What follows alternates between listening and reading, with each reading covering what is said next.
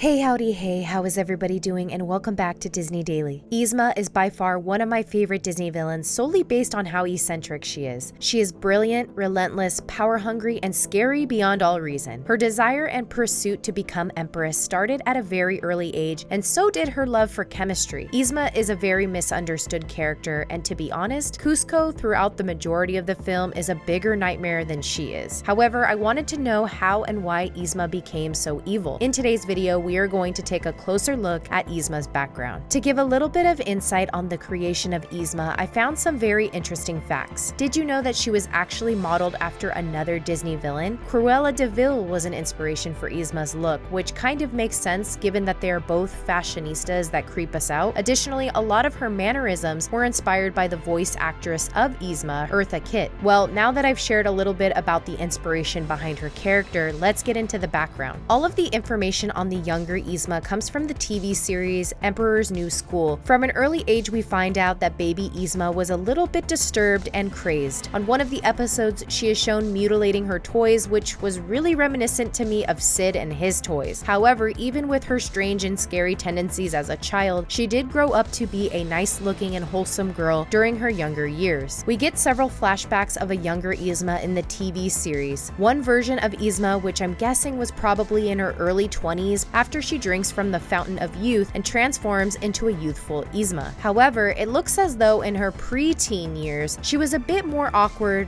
kind of like how we all are at that age. She sadly experiences a lot of bullying early on at her school by a girl named Margot, who constantly beats her at anything and everything, from art projects to science fairs to dating boys in her class. Yzma always felt second best, but she knew someday she would become powerful and more successful than anyone in the land. The pressure to become accomplished and a leader came from Yzma's family, more specifically her mother Asma. Her family's values centered around being forceful, ruthless, aggressive, even deceptive if need be. In one of the episodes, Yzma reveals the constant scheming to become empress was always egged on by her mother, who constantly nagged her to keep pursuing the throne. Yzma, unlike many other villains, comes from a family that cared for her deeply and only nagged her because they wanted what was best for her. When she was very young, she also found a love for science, but more specifically chemistry. She knew that her concoctions and her expansive knowledge on the subject in general could be the perfect way for her to get what she wanted one day. She wanted to control the land and be worshipped by those who reside there. This probably stemmed from her early teen years when she was never in control and constantly neglected. The only problem with her desire to lead was the actual family to the throne, which consisted of Kuzco's father and Kuzco himself. However, being the clever person she is, decided to get close to the family by working for them. Her years of demonstrating her intelligence, resourcefulness, and unwavering resilience made her the ultimate desirable advisor. So the emperor hired her and she became officially a royal advisor. Now, in my opinion, I don't think Yzma was ever out to destroy Kuzco or his father initially. In fact, she may have even had a soft spot for Kuzco because she practically raised him, which really explains his attitude, am I right? Yzma was asked by Kuzco's father to look after him before he left on a voyage out at sea that would ultimately lead to him never returning. Although he never came back, she stayed and helped with Kuzco and remained a loyal servant to the throne. She liked this role because she could intervene and pretend to be ruler when Kuzco was not around or not available, which we see play out in the movie. It isn't until Kuzco fires her that she hatches her diabolical plan to get rid of him. The heartless move by Kuzco pushed her to the edge. I believe if he hadn't fired her, she could have probably lived as an advisor, acting as empress for the rest of her life and never had a problem with it. Well, that concludes this video of Disney Daily. My question for you all is, who is your favorite character from Emperor's New Groove, whether it was the movies or the TV series? As always, thanks for being my guest here at Disney Daily. Until next time.